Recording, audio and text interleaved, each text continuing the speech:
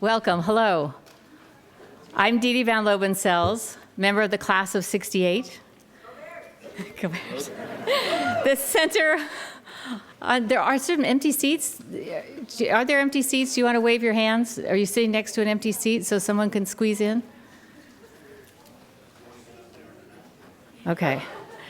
The Center on Civility and Democratic Engagement at the Goldman School of Public Policy welcomes you to this opportunity to meet the Dean of the Goldman School and learn from Professor Robert Reich why political civility should not be an oxymoron.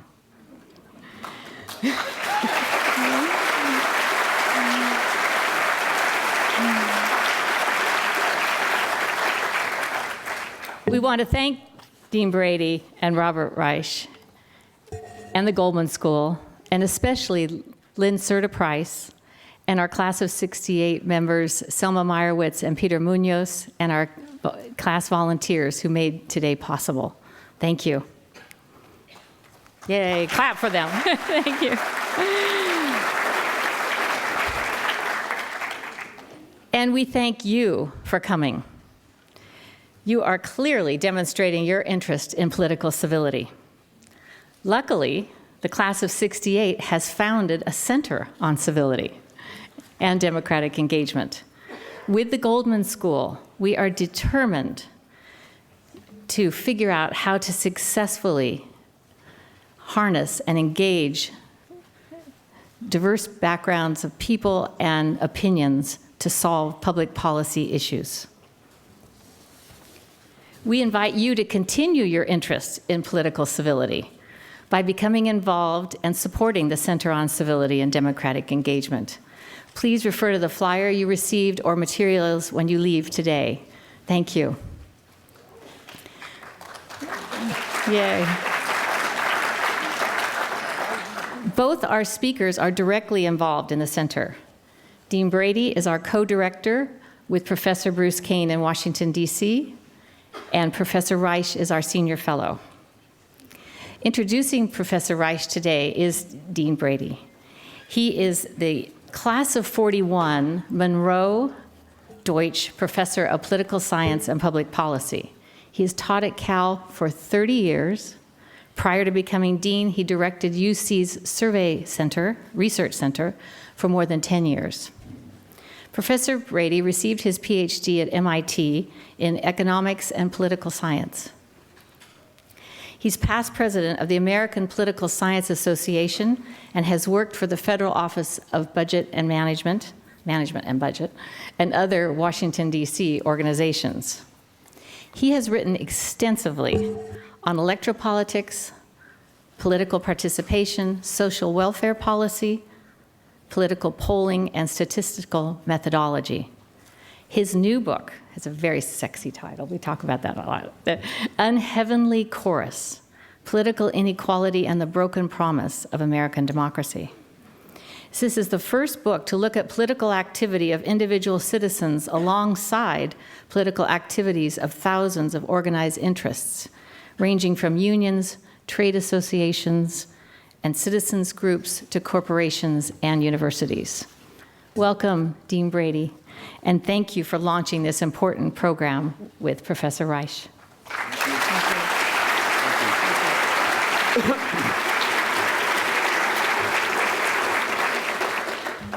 Thank you, Dee Dee. Boy, it is so great to see the Cal campus look like a carnival today. It's wonderful weather, and this room couldn't be more packed, and I'm just thrilled to see the turnout. Thanks so much for coming. Robert Reich, what do you say? There is so much to say. I'm going to try to be brief, however, because I want to get to Bob. He served in 3 presidential administrations, most recently in President Clinton's administration as Secretary of Labor. He's currently, and I am proud to say currently, Chancellor's Professor of Public Policy at the Goldman School of Public Policy here at Cal. He's an accomplished public servant, an extraordinary public intellectual, and a great educator. Public servant. In 2008, Time magazine named him one of the 10 best cabinet members of the century.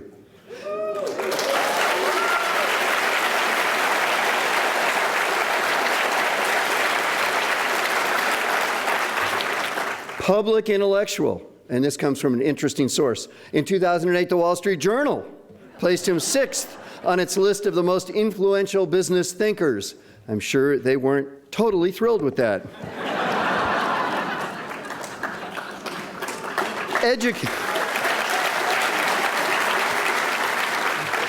Educator and researcher, he's published 13 books: The Work of Nations, Supercapitalism, Aftershock, The Next Economy and America's Future, and most recently, Beyond Outrage, a digital book, which he can't sign for you because it's a digital book. He teaches wealth and poverty to over 700 undergraduates every year at Berkeley, and he teaches leadership to our Masters of Public Policy students. Robert Reich does it all: public servant, public intellectual, and educator. Please welcome him to our Cal Day lecture, Political Civility Should Not Be an Oxymoron. Bob Reich.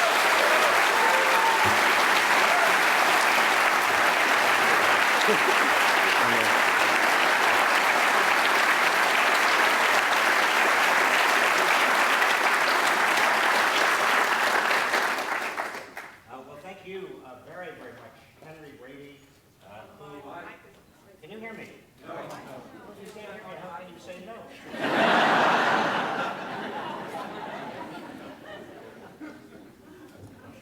Can you hear me now? Henry is one of the most effective educational leaders I have ever had the privilege of working with, besides being a great scholar and also a great teacher in his own right. And we are privileged at the Goldman School and at Berkeley to have somebody of Henry's caliber in the position he is now in. Henry has to rush off to do work that will preserve and protect and enlarge our faculty. So Henry, thank you.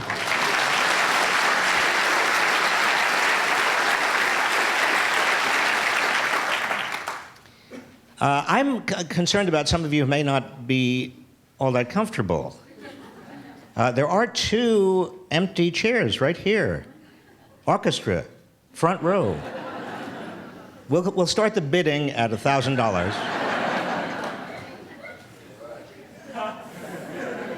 $1,000, gone, great. That's really very generous of you. I want to thank particularly the class of 1968 for sponsoring not only this forum, but also the Center on Civility, Public Engagement. How many of you from the class of 68 here? A truly great class.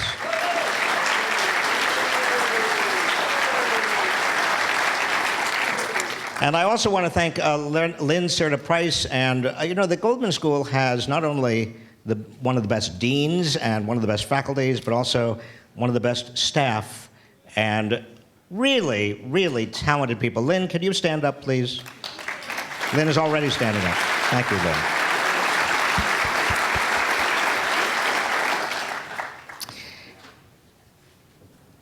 Political civility should not be an oxymoron. You know, this morning I was checking my emails, as I sometimes do in the morning.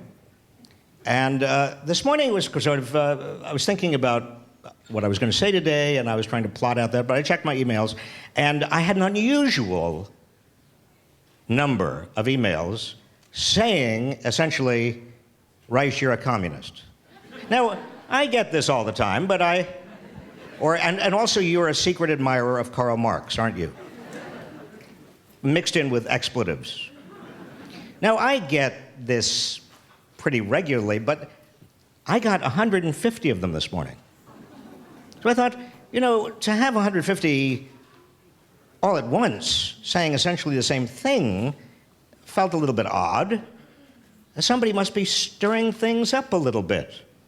And so, you know, the wonderful thing about the internet is you can trace back pretty easily where things come from. And lo and behold, last night, Bill O'Reilly.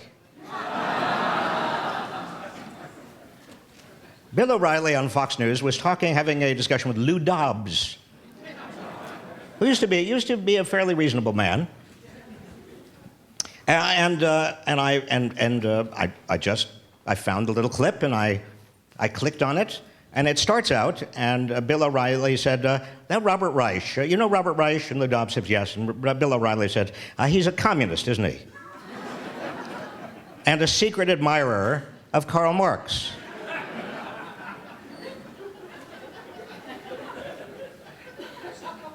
And Lou Dobbs shrugged his shoulders and said, communists, socialists.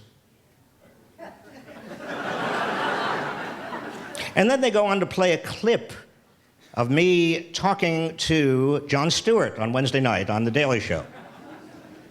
And in that clip, I simply say to Jon Stewart, you know, because corporations are now, particularly the large corporations, they are global, we can't necessarily rely on corporate lobbying to ensure that we as a nation get the proper degree of public investment in infrastructure and education and all of the other things we need, because a lot of corporations can do just fine, even regardless of what happens in the United States. And then they went on to discuss that a little bit, and they concluded I was a communist. And that was the end of the 4 or 5 minute interval. Now, it's perfectly fine. I don't mind whatever people want to call me. They've called me much, much worse. I was always very short for my age. So I have a very thick skin, and I've been in government. I've been in 3 different administrations, and I've been Secretary of Labor, and I've even run for office. I've run for governor of the state of Massachusetts. That's when I lived in Massachusetts. See, it's awkward to live here and run for governor of Massachusetts. And, so I'm used to a kind of political nastiness, but there is more of it now, by my own measure, but also by a lot of other measures. If you look at the ads that are being run by and sponsored by super PACs, if you look at even the Republican presidential primary, if you look and hear the media, particularly Yell Radio, and also not just Fox News, but sometimes, in fact, quite often, I am on other shows. I don't do Fox News. They just don't invite me for some reason. No, I would be perfectly happy to. In fact, if you see or hear from Bill O'Reilly, tell him I would like a chance to talk to him and say, you know, argue a little bit about my communist leanings. But I appear on other shows. There is also a lot of anger. And sometimes there's a debate, but when there is a debate, the debate tends to, well, let me give you an example. Not that long ago, I was debating a conservative on a national broadcast, on a television show. I thought actually we were being very, very civil. And he was a professor, is a professor, and had a lot of interesting things to say. And I was trying to agree with him, and he was trying to agree with me. But we were making a kind of an unusual degree of headway in terms of being precise about where the argument really was. And then the commercial, they paused for a commercial, and in my ear, I heard the producer say, "Be angrier." I said, I don't want to be angrier. I think we're actually making, we're making some real progress, and I think it's good for the viewers to hear kind of a civil debate. And she said, no, you misunderstood me. You have to be angrier. I said, why? And she said, because you have millions of people who are surfing through their television channels, 100 or 200 channels, and they're only going to stop when they have a real gladiator contest. And so you've got to be angrier. And she said, we only have about 10 seconds, so be angry. I said, I don't want to be angry. She said, you have to be. And I'm afraid at that moment, I lost my temper.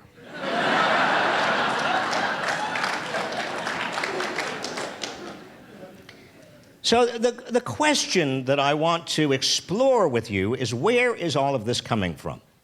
Why has a political discourse, broadly conceived, not just between and among politicians, but also with regard to public issues on our airwaves, become so nasty What's going on? What's the underlying phenomenon here? I mean, it's not the first time we've had conflict in this country. We've had, I mean, you from the class of 1968, I graduated in 1968 as well. Did you know that? Not from Berkeley, I'm sad to say, but from a small college up in New Hampshire that has the color green as its major color. On the New Hampshire, right on the border of Dartmouth. But Dartmouth, when I went there, there were no women, and also it was very, very isolated. The interstate highway system had not been created, so it was really going to a monastery in Siberia. That's what it was a wonderful place, but it was a monastic Siberian experience. But when I graduated in 1968, I remember the speaker from my class calling for the entire class to follow him immediately after graduation to Canada. Now, for those of you who don't really know history or don't know what happened in 1968, the reason he was asking us all to follow him to Canada was not simply because he liked Canada. It was because he and his draft board were in a little bit of a riff, a little bit of a kind of an unpleasant relationship, as were many of us, and we were all worried that we were going to be drafted into a very unpopular war. I raise that only to remind you that conflict is not. It's not as if we are now in a kind of conflict we've never been. There had been big, big conflicts. In fact, when he said that speaker from my class in 1968, a fist fight, I looked around me, and there were fist fights, not among my classmates, but among the parents of my classmates. I did not go to Canada, but that summer I came for the first time to Berkeley on a job. I was working, at that time I wanted to be an architect, and I got a job as a research assistant to a professor of architecture here at Berkeley, named, you probably don't remember, Sim van der Rijn. Does anybody know him? Do you know Sim? Yeah, Sim was one of the pioneers of green architecture. But I knew nothing about Berkeley, and I remember in my little Volkswagen Bug, my iconic Volkswagen that I had driven all the way across America, I came coming up University Avenue for the first time in my life, and kind of taking in the aroma, the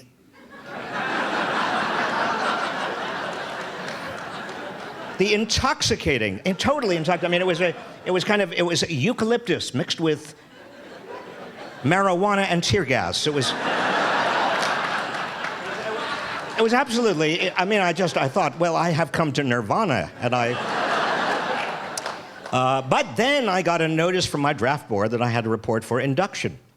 And they said the nearest induction center was Oakland. So I went down to the Oakland Induction Center, and I thought, well, there's not a problem here, because I know I am too short. I've read the regulations, and there's no way. But on this particular day, the examining sergeant who was sitting there saw me coming down the corridor, and his eyes lit up brightly. And he said, "Great!" And I said, "What?" He said, "We've been on the lookout for tunnel rats."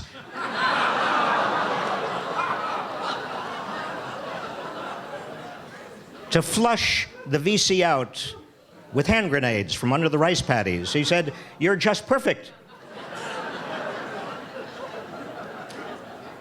And I saw my entire life. And so we went up to the height thing, and I thought, oh God, and the thing came down on my head, and he put his arm and then his hand on my shoulder. He said, "I'm sorry, son." I wasn't sure whether he was sorry I was going to be killed in Vietnam, or he was sorry that I couldn't go. He said, "You're just an inch and a half too short."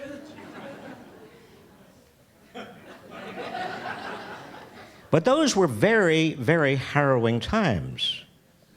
And before that, the civil rights movement. That was not a time that was easy. There were sharp conflicts in America. And if you go back before that, the communist witch hunts of the 1950s. I mean, a lot of people calling each other communists, and that was not an easy time in American history. I mean, go back years before that. The Civil War, that was not exactly a time of... But why is it Why is it that we are seeing such a unique kind of political incivility right now? And I want to define it for you, because it's not just nastiness. It's also a kind of trench warfare of the First World War variety in which neither side moves. There is no dialogue. There is no discussion. There is no persuadability. Both sides are locked in. It is complete paralysis. In fact, there is no real public debate at all. Whatever the issue, women's reproductive rights, climate change, widening inequality, the budget deficit, you name it, there's no dialogue. It's not only incivility, but it's the worst kind of incivility. It's incivility without debate. You see, all of the previous times of sharp conflict that I recall in my memory, but also historically going back that I've read about and researched, all of those times, of incivility were marked by vigorous public debate. I mean, the Lincoln-Douglas debates. Think about democratic deliberation, democratic debate as part of the democratic process. Even when we are locked into, even when we are locked into bitter struggles, we at least debate. And now, if you think we're debating, you are wrong. Democrats in Congress do not even talk with Republicans. Republicans in Congress don't even deign to be seen, let alone talk with Democrats. There is no debate in our media, as I just said. What's going on? Why have we stopped debating? Well, let me give you 3 ideas. There are 3 things that I think are really underlying not just the nastiness, but the failure to really debate. And I think they are fairly unique to this time and this space. And then I'm going to go on and tell you how I think we're going to get out of it. And then I want to open it up to your questions and comments, and we'll have a good time talking about it. Number 1, never before in American history, or in the history, I dare say, of most places that I've ever heard of in civilization, has it been so easy to only talk with or only get information from people who agree with you,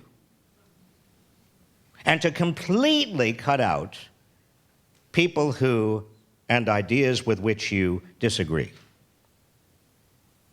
Not only do we have Fox News versus MSNBC, we've got so many media outlets that cater exactly to what you want to hear, to your preconceptions, and tell you nothing about what anybody else thinks or believes, except for ad hominem attacks. That all that happens is you are confirmed in your preconceived notions and biases. On top of that, we have more and more geographic divisions, so that it is likely that in your particular community, in your particular town, in your particular region, in your particular state, you are also only coming across, or mostly coming across, people who agree with you. I went to, in fact, I did a public debate about 2 weeks ago in Richmond, Virginia, with Alan Simpson, former Senator Alan Simpson. It was a public debate. It was a speaker series, and they put us both there. And Alan is a very dear, dear friend of mine. I don't really understand why we don't see eye to eye. He's 6'7". We can't physically see eye to eye. And he's he used to be a very conservative Republican. He still is. It's just the rest of the party moved to his right. And so he's now considered to be a moderate Republican. But we share, we like humor. We both like to joke around, and we like humor, and we've always enjoyed each other's company. And so we did this debate, and before the debate, he said, Reich, watch yourself. I said, why? He said, they're all Republicans, and they hate you. I said, Alan, don't worry about it. And he was right. But we did use humor, and we we also appeared at the Panetta Institute, and I've debated Charles Krauthammer also in those venues, in Richmond and elsewhere. I mean, there've been debates, but you see, they are debates to audiences that already pretty much agree with one side. They're not real. There's kind of staged debates. We can separate and have separated geographically. We have our own media. And you know what we don't have any longer? I mean, think back, those of you who remember the 1950s, 60s, 1970s, early 1970s, we don't have the arbiters. Now, some people would call them the establishment, but I think that is kind of a pejorative. We don't have people like Edward R. Murrow, who used to be on CBS. When Edward R. Murrow finally turned the tables on Joseph McCarthy, that was the end of Joseph McCarthy, because Edward R. Murrow, the CBS newsman, showed the country who Joe McCarthy really was and what Joseph McCarthy, Senator Joe McCarthy, was doing. Another example, some of you may remember Walter Cronkite. Walter Cronkite, again, was the embodiment of, in a sense, the establishment, but also the arbiter, the sense that we all had a kind of fundamental trust, and the word trust is very important here. We fundamentally trusted Uncle Walter. We called him affectionately. And so that night, I remember the night when I was watching the news and Walter Cronkite said, "It is time to get out of Vietnam." And I knew that when he said that, it was pretty late in the game, but when he said that, that was the end of the Vietnam War. We had individuals like that, but we also had forums around those individuals or contiguous with those individuals, so it was possible for us to debate in ways we do not debate any longer. Now, here is something else. If you're going to have a debate about public policy, you also at least have to have an agreement about the public good. That is, the final ends, the final goals. You don't have to agree on how you get there. In fact, some of the most severe disagreements we've had are over means toward ends. They're not over the ends, but you have to at least have some degree, some consensus about what the ends actually are, some degree of social, we call it social solidarity, some commonality, so that you can appeal to people's common sense of we're all in this together. Now, in the 1950s and even 1960s, as we went through the civil rights era and the 1970s, after we tried to heal from Vietnam, you know what we did have? We still had the memory, the living memory in most people's minds of World War II, and also in many people's minds of the Great Depression. What was there about the Great Depression and World War II? They were common experiences that generated in the public a strong sense of commonality, of social solidarity, of communitarian values. We were all in this together. We weren't a bunch of individuals. We had obligations to one another as members of the same society. You see how much easier it is to have a public debate when you at least remember, recall, have the very sharp, distinct, recent memory of having all been in it together. You're still, to some extent, all in it together. So even though you may disagree with Joe McCarthy, or even though you may be threatened by the civil rights movement and Martin Luther King, and even though the lights may be going out, you still have trust that we're all fundamentally trying, groping our way toward some common set of values. But maybe, just maybe, we are losing that sense of commonality. Maybe, just maybe, because of globalization, because we are not necessarily convinced that the rising tide lifts all boats, maybe, just maybe, we're losing the sense that we're all in it together. I was down at Google about 3 months ago, and I was talking to some executives there, and I was interested in their attitude toward the American workforce and also education. And finally, after the end of about 30 or 40 minutes of discussion where I was trying to find out why, in fact, in the back of my mind was a kind of a gnawing question that's been there in the back of my mind for quite some time. I mean, California has Facebook and Google and Apple and the entire venture capital community of America, and it also has the entertainment capital of America, and the lights just went on when I talked about all those things.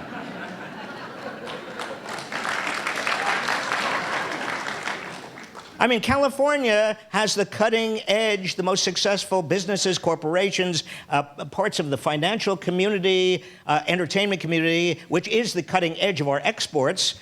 California is where it's at, and yet, for some reason, all of these companies, all of these industries, all of these sectors that are cutting edge have allowed the public educational system in California to go to hell. And I said to...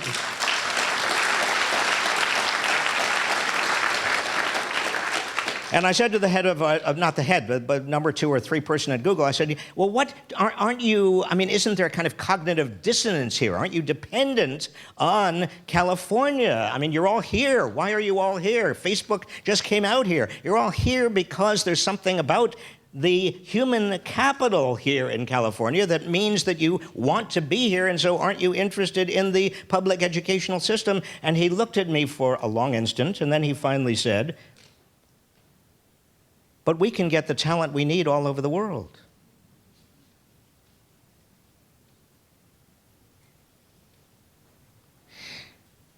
You see, that's a fundamentally different proposition than we're all in this together as members of the same society, dependent on one another. That's a fundamentally different proposition from the rising tide lifts all boats, and we are all experiencing something like a depression or a World War II or whatever it is together because we are inevitably connected. Our fates are connected. No, there's something new happening.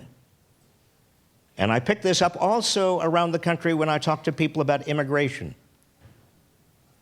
It is not that we haven't had immigration waves before. We certainly did. In the last century, at the end of the 19th, beginning of the 20th century, we had an immigration wave that was comparable in terms of the percentage of the total population that were new immigrants. But somehow, the combination of globalization and immigration, documented and undocumented, is making people feel extremely anxious about the meaning of our society and the willingness to sacrifice. Number 3.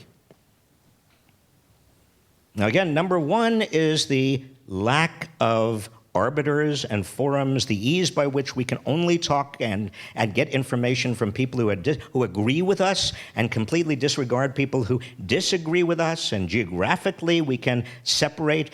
The second is the lack of a common sense of we're all in it together because we don't have that kind of recent history and we are much more globalized. But there is also number 3 operating. For 30 years now, the typical American has seen his or her wage and benefit, adjusted for inflation, go absolutely nowhere.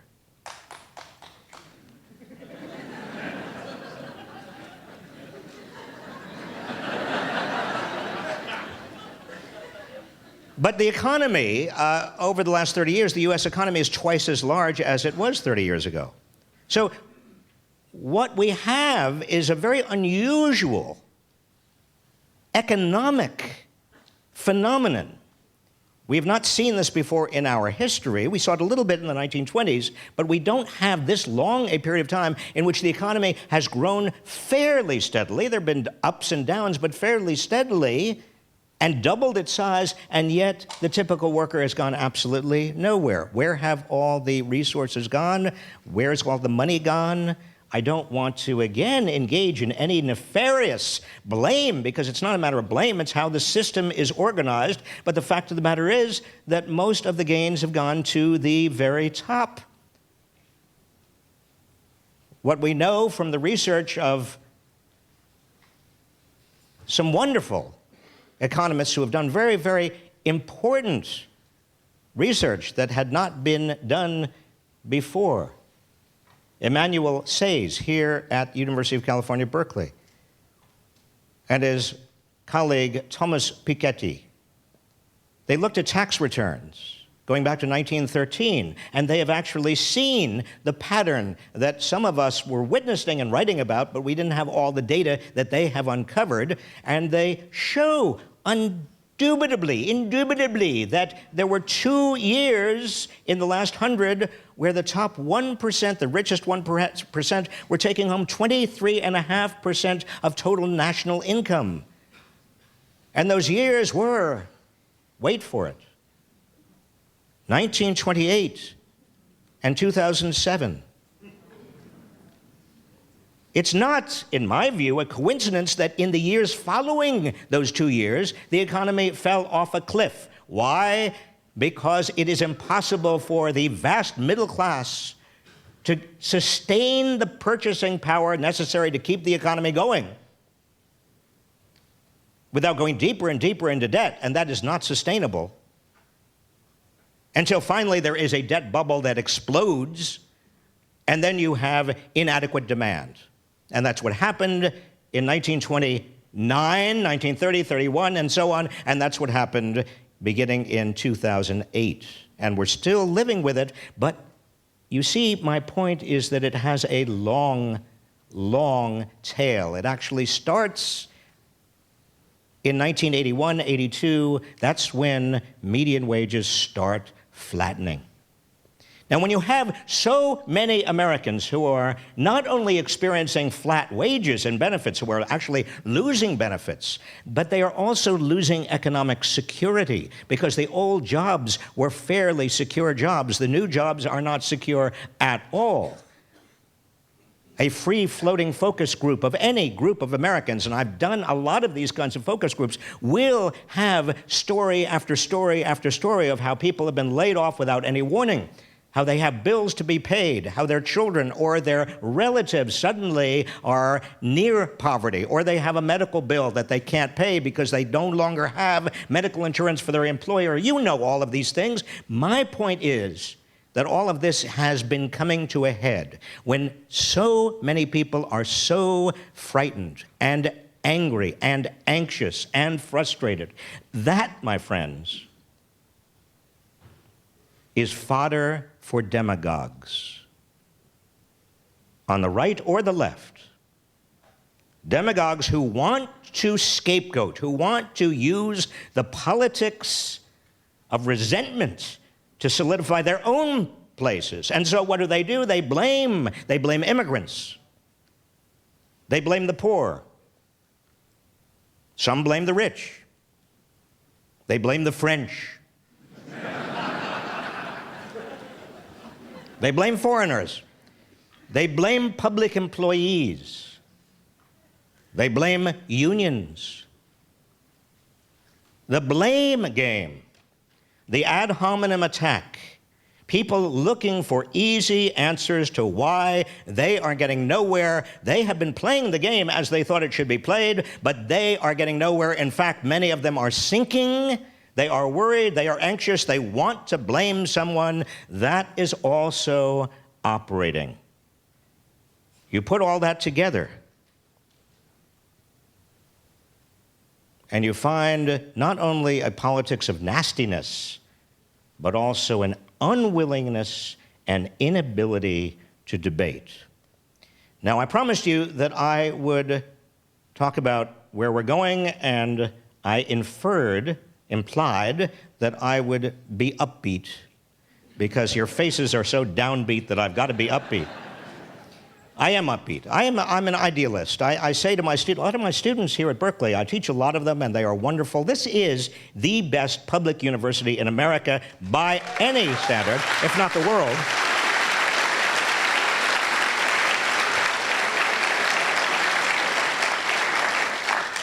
And even though fees and tuitions are skyrocketing, and even though many of you as citizens feel that you are paying taxes that are supporting the University of California, and so you say to yourself, well, why should I, as an alum, also pay on top of that? Well, the fact of the matter is only 11% of the budget of this university is coming from your taxes, and so we are very dependent upon you. But this is a wonderful place, a wonderful place.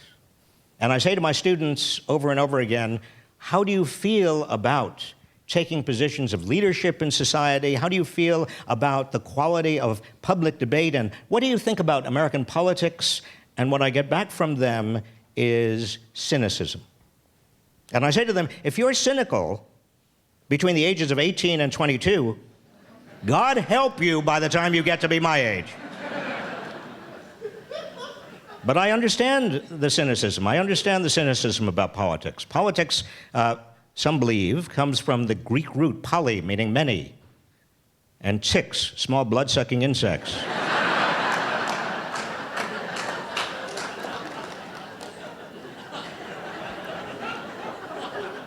But you see, if you become cynical about the capacity of us to join together and improve our society, then we are in really very difficult place. We can't move forward at all. So, judging from history, my upbeat message to them and to you is the following.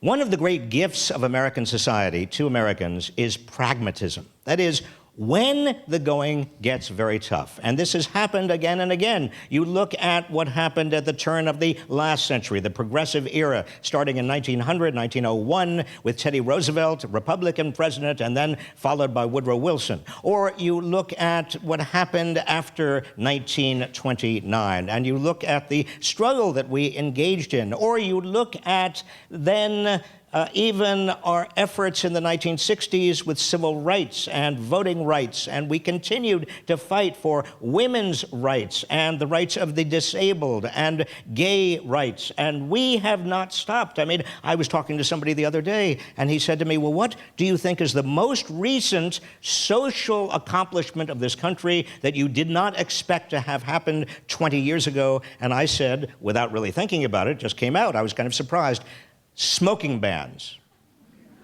I mean, when you think about it, honestly, think of the progress we have made. When I was Secretary of Labor, we came out with a rule, I tried to come up with a rule that would ban smoking in restaurants and in bars and public places. And you know, I almost got killed by the restaurant lobby and the bar lobby. I thought, that will never fly. I mean, it was like banning handguns.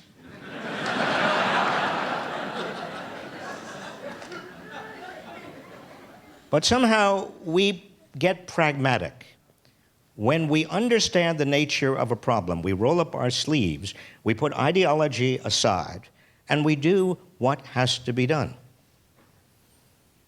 And I look at what is happening now, not only in terms of widening inequality and the frustrations of so many Americans in terms of economic insecurity, but also the amount of money that is now polluting our democracy, taking over our democracy. And you know something?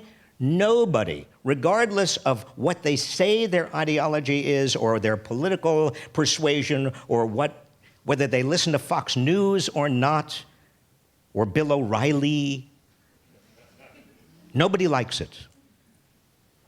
And we are getting to a point, a tipping point, on these issues where I am absolutely sure, once again, we will roll up our sleeves and do what has to be done.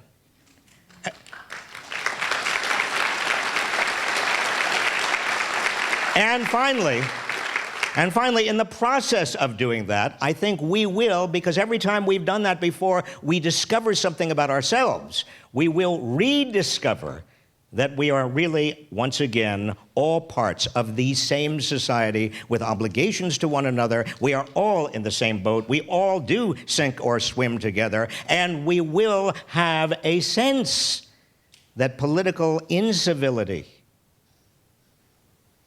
is hurting us. The public does not like the ugliness of politics. The public does not like the attacks, the ad hominems. People will be heard. We've done it before, and we will do it again. Thank you.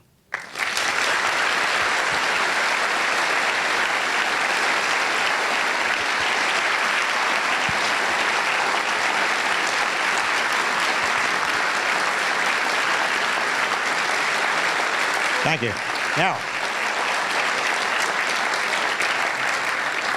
we've got about 15 or possibly 20 minutes for your questions, and we've got some of these things, microphones going around to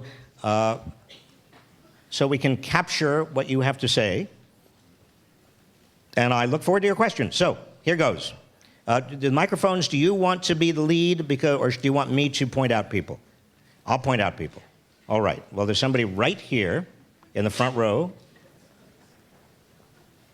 And then we'll follow with somebody right here.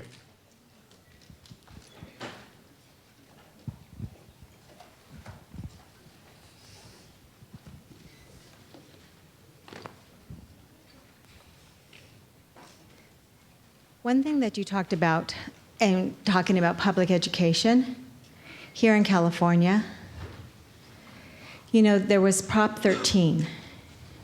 And since Prop 13 passed, that was back in 1979, I believe, the money for the educational systems have plummeted. And so, I mean, I don't know if you're aware of Prop 13, but how that destroyed the public school systems and the education here. Well, I am aware of Proposition 13, but I think what we need to do is ask ourselves why Proposition 13 passed and why it's been so hard to do anything since then, and also what has happened to the state budget. Proposition 13, just like a similar measure in Massachusetts, Proposition 2.5, and there were, in fact, tax revolts have thundered across America beginning in the late 1970s. Now, some people look at those tax revolts and say those tax revolts reflect Americans being fed up with government.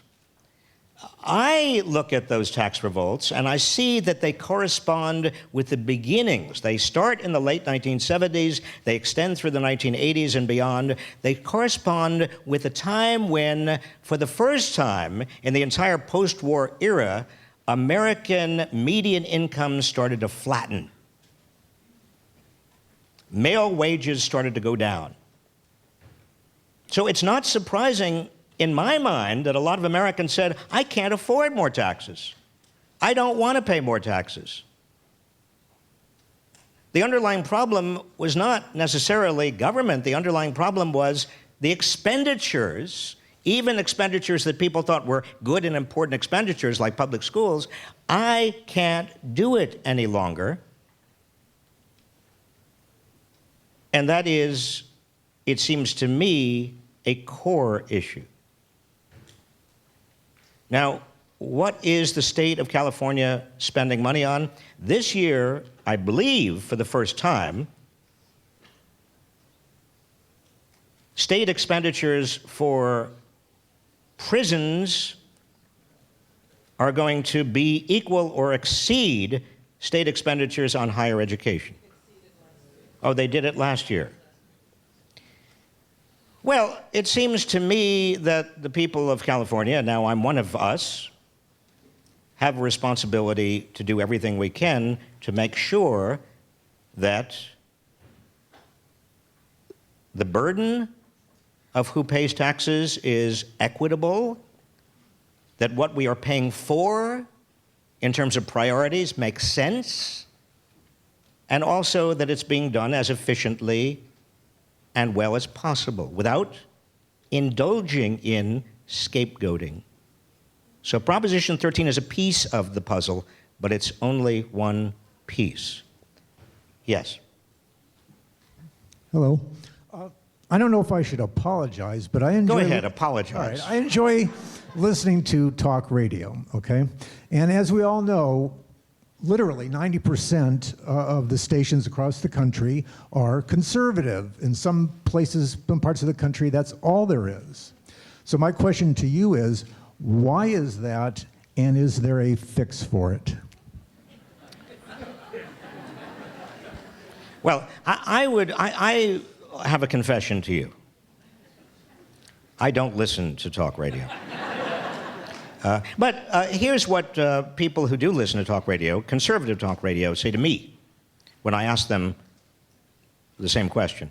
They say, public radio, public broadcasting, public radio, the national public radio, that's liberal.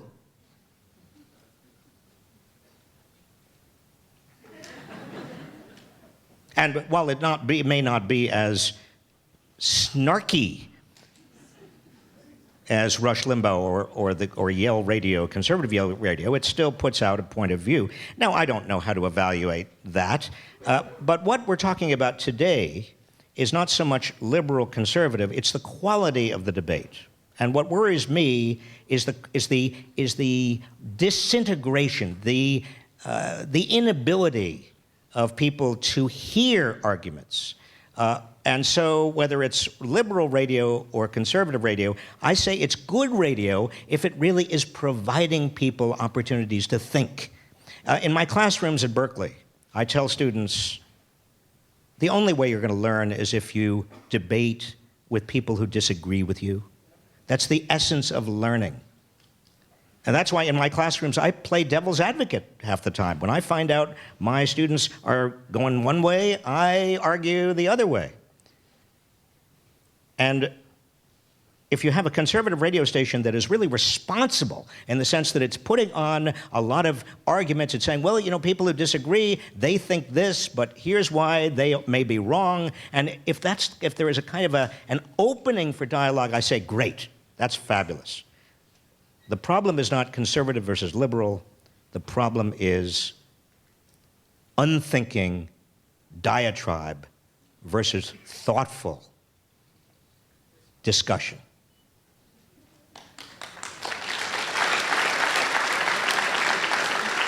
Yep.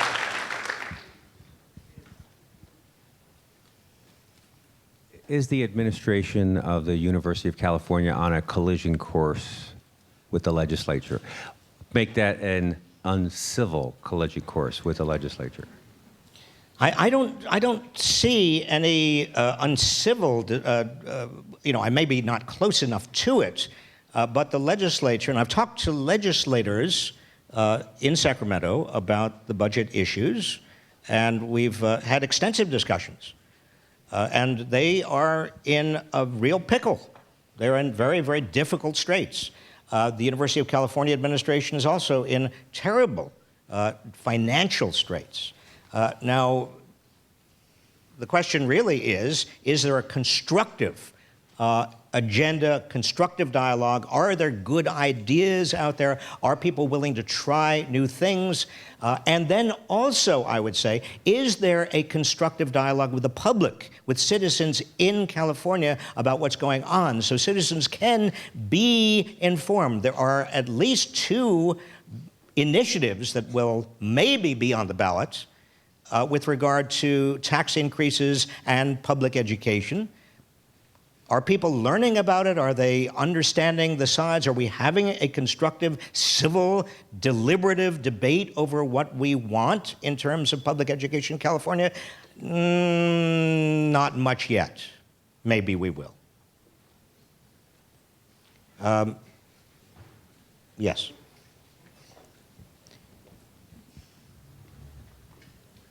So if we need a sense of common ground before people will agree to a shared sacrifice, how do we get to that point? Because at this point, we don't have that common ground. Do we need to go through another depression before people will have this feeling that they actually can sacrifice?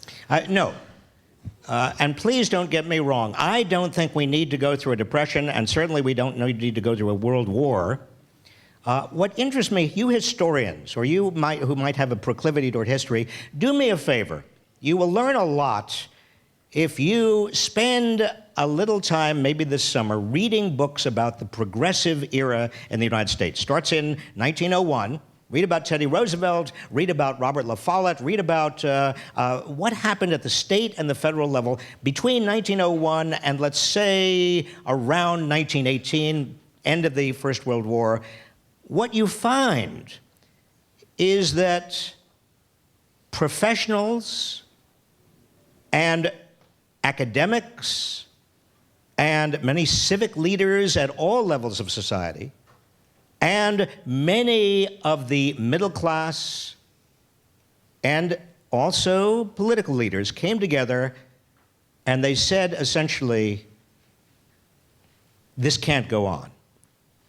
The pollution and undermining of our politics, machine politics at the local and state levels, the overwhelming gap between the rich and the poor that is widening to very scary degrees, the poverty in our cities, our inner cities, many of them immigrants, the lack of worker health and safety, the industrialization that we are seeing that is generating huge hardship for so many people. This cannot go on. It's an issue of public morality. And people came together, Republicans, Democrats, civic leaders. They put ideology aside. That's the best example I know, because it was not founded upon a war. It was not founded upon a depression. That sense of engagement and social solidarity that generated huge, huge numbers of very important kinds of progressive, the 8-hour, the 8-hour work day, the 40-hour work week at the state level. Much of what was implemented during the Depression nationally came out of the progressive era at the state level. We also saw the beginning of a national income tax, progressive income tax, and we saw antitrust being used for the first time, breaking up big companies for the public interest. All of that without the promptings of a war or a depression. Very interesting, important era to understand, because that is probably what we need again. Yes, somebody in the back. Somebody in the back, yes. And we have about 4 minutes. So I know it's warm here and uncomfortable, and if you're sitting in the aisle, your backside is numbing. You're numb. It's yes. building character. Yeah. You mentioned that we are in a different time where global companies are going to wherever labor is available cheapest and wherever qualifications are available. So in this age of lower transactional costs across nations, how will the middle class here even hope for a higher wage than whatever we could find elsewhere? Well, the way the middle class here hopes to do better is through, to be simple, I've written books on this, so I'm going to try to simplify it in a 40-second response. This takes a certain degree of compression. Public investments in education, public education, including early childhood education, critically important. Public investments in infrastructure, public investments in basic research and development, all these kinds of things that actually enable people to become more productive, and because they are more productive, they can generate higher real wages in a global system. Germany has higher real wages, adjusted for inflation and adjusted purchasing power parity than we have in the United States right now. And Germany is competing as vigorously as we are competing globally. What's Germany's secret? Well, Germany is investing substantially, and has, in first-class, world-class infrastructure, in a terrific system of education, not only primary, secondary, and tertiary higher education, but also technical education for many of the kids who can't go on or don't want to go on to college.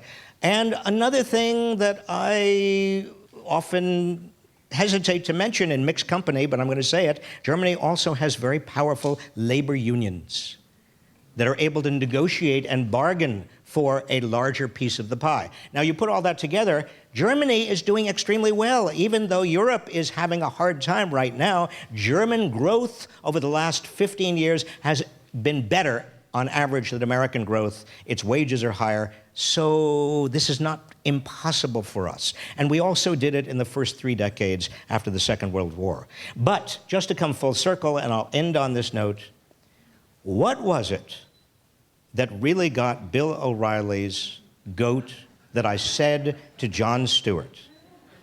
What I said to Jon Stewart Wednesday night was that because of global corporations and their extraordinary political power, it is very hard to get the kind of commitment to public investment that we need in this country. And that's why citizens, not global corporations, have to get together and assert themselves as citizens. And that the Supreme Court's decision in Citizens United against the Federal Election Commission was not only absurd and grotesque, but the idea that a corporation is a citizen and a person is bizarre. I mean, I'll believe that corporations are people.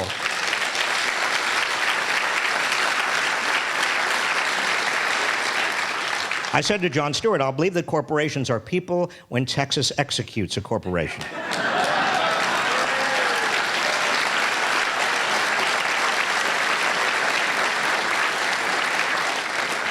Bill O'Reilly did not like that. Neither did Lou Dobbs. So I'm a communist. On that upbeat note, thank you all.